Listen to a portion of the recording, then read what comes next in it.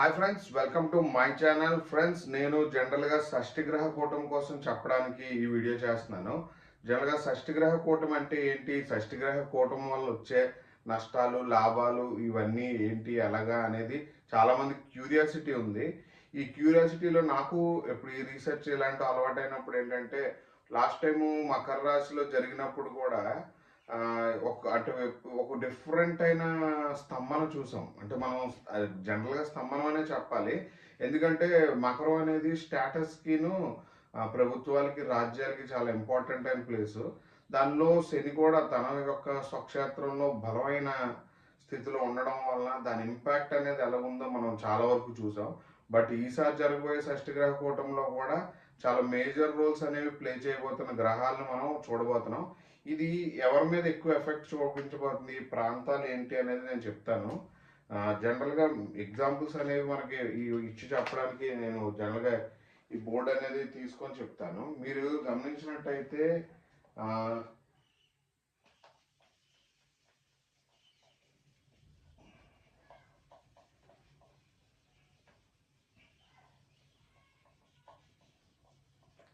ఇది మీన రాశి. నేను ఇప్పుడు ఏదైతే రఫ్ చేశానో ఇది మీన రాశి అనమాట. ఇక్కడ ఏ గ్రహాలు మనకి జనరల్ గా రాబోతున్నాయి అనేది చెప్తాను. రాహు, శని, బుధుడు, శుక్రుడు, రవి, చంద్ర. మీరు గమనించినట్టయితే మొత్తం ఆరు గ్రహాలు. కానీ ఇది ఈ సైన్ ఎవరికి ఎక్కువ బలమైన అంటే బలం అంటే ఇది గురువుది. జనరల్ గా ఇది ఏంటంటే జూపిటర్ది.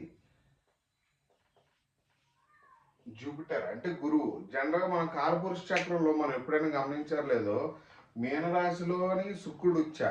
ఇక్కడ శుక్రుడు ఉచ్చలో ఉన్నప్పటికి కూడా పరివర్తన యోగంతో ఉన్నాడు. పరివర్తన అంటే ఏంటి, గురువింట్లో శుక్రుడు, శుక్రుడింట్లో గురువు ఉన్నారనమాట. అంటే ఈ శుక్రుడు బృహస్పతి యొక్క లక్షణాన్ని తీసుకొని తన స్వక్షేత్రాన్ని రక్షించుకునే స్థితిలో ఉన్నాడు ఇక్కడ. అంటే ఇప్పుడు మీకు ఎలా చెప్పాలంటే, ఇది ఇక్కడ ఆల్మోస్ట్ గ్రహణం కూడా ఉంది.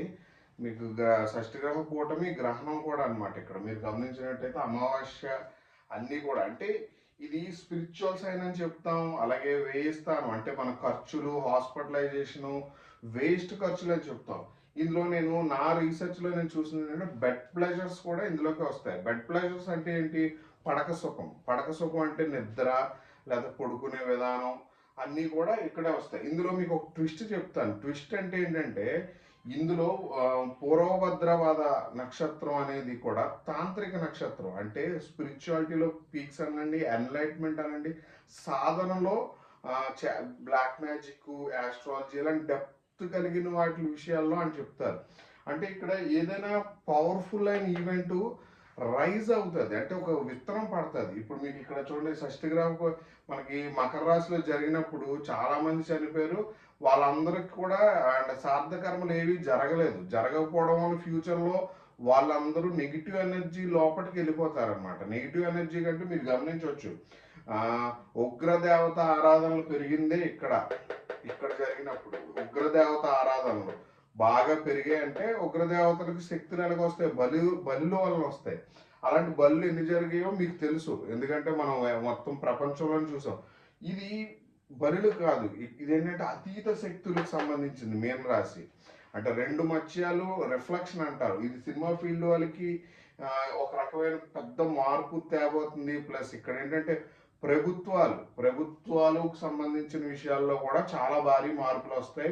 అలాగే మెడికల్ వ్యవస్థ ఒక్కసారిగా న్యూ ఇన్వెన్షన్తో వస్తుంది. న్యూ ఇన్వెన్షన్ అంటే ఇప్పటి వరకు లేని ఇన్వెన్షన్ అనమాట. బట్ 6 గ్రహాలు ఉంటే, ఒక 4 గ్రహాలు ఉంటేనే మనం గ్రహస్తంభన అంటాం. గ్రహస్తంభన అంటే అంటే స్తంభించిపోయిందని. ఇప్పుడు ఒక రూమ్లో 4 ఉన్నారు అనుకోండి, ఏ పని చేయలేవు. బట్ మీరు ఎప్పుడైనా గమనించారు లేదు, ఏ పని చేయలేకపోయినప్పుడు కూడా అక్కడ ఒక ఎనర్జీ అనేది ఫామ్ అయిపోతుంది. ఎందుకంటే మనం రకరకాల స్వెట్టింగ్స్ అనండి, లేకపోతే రకరకాల ఇంపాక్ట్స్ అనండి, వాళ్ళు రియాక్ట్ అయ్యే విధానం, ఇవన్నీ కూడా ఒక డిఫరెంట్ హ్యూమిడేషన్ అనేది క్రియేట్ అవుతుంది అనమాట. జనరల్గా ఇప్పుడు ఇలాంటిదే ఇక్కడ 6 గ్రహాలతో క్రియేట్ అవబోతుంది. కానీ ఇందులో బాగా భారీగా గుర్తుపెట్టుకోండి, సెక్షువల్ ప్రాబ్లమ్స్ జనరల్గా ఎక్కువ వచ్చే రోజులు రాబోతుంది అనమాట ఇక్కడ. ఎందుకంటే చాలా మంది రిలేషన్షిప్స్ అంటే రిలేషన్షిప్స్ ఎండ్ అయిపోతాయి ఇక్కడ. ఎందుకంటే ఇక్కడ శుక్రుడు వచ్చా అంటే చాలా రిలేషన్స్ ఎండ్ అయిపోతున్నాయని. అది దేశాలకు ఉన్న సంబంధాలు అవ్వచ్చు, లేకపోతే మన వ్యక్తిగత జీవితంలో మనకు ఉండేటువంటి ఏదైనా పరిచయాలనండి లేదా రిలేషన్షిప్స్ ఇవన్నీ కూడా ఎండ్ అవుతాయి. ఎందుకు ఎండ్ అవుతాయి అంటే చాలా ఎక్స్పెక్టేషన్స్ ఫుల్ఫిల్ చేయలేము అనమాట. మనం ఫుల్ఫిల్ జరగదు, జరిగేయడానికి కూడా ఎంతకైనా తెగించడం అంటారు కదా, అది ఎక్కువ ఇక్కడ చూస్తాం. ఎందుకు అంటే ఇది 12th హౌస్ అంటే మీ లాసెస్ని ఎక్స్పెక్ట్ చేయలేని చోటకి తీసుకెళ్ళింది. ప్లస్ దీన్ని నేను సీ సైన్ అని చెప్తాను, అంటే అన్ని దేశాలకు సంబంధం కలిగిన సముద్ర ప్రాంతాలు అని చెప్తాను. అలాగే సీ కోస్టల్ ఏరియాస్లో భారీ మార్పులు, భారీ నష్టాలు అనేవి జరుగుతాయి, కన్ఫామ్గా జరుగుతాయి. అందులో రెండోది ఏంటంటే రిలేషన్షిప్స్ కూడా చాలా ఇబ్బంది పడతారు. ఎందుకంటే భార్యాభర్తల సంబంధానికి ఒక విలువ లేని స్థితిని మనం చూడబోతున్నాం రానున్న 1.5 ఇయర్లో. దాంతోపాటు ఫిల్మ్ ఇండస్ట్రీలో ఊహించని స్కామ్స్ బయటకు వస్తాయి. అలాగే స్పోర్ట్స్, డ్రగ్ ఎడిక్ట్స్, ఇలాంటి ప్రాబ్లమ్స్ అన్నీ కూడా వచ్చే టైం అనమాట.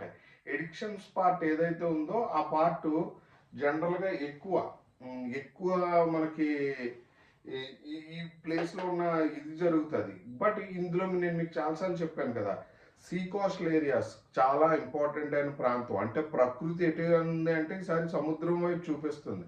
ఇక్కడ ప్రభుత్వాన్ని చూపిస్తే ఇక్కడ సముద్రాన్ని చూపించింది. మరి ఇక్కడ జరిగిన షష్ఠిగ్రహ కూటమికి మెడికల్ పరంగా కదండి అని మీరు అంటారు.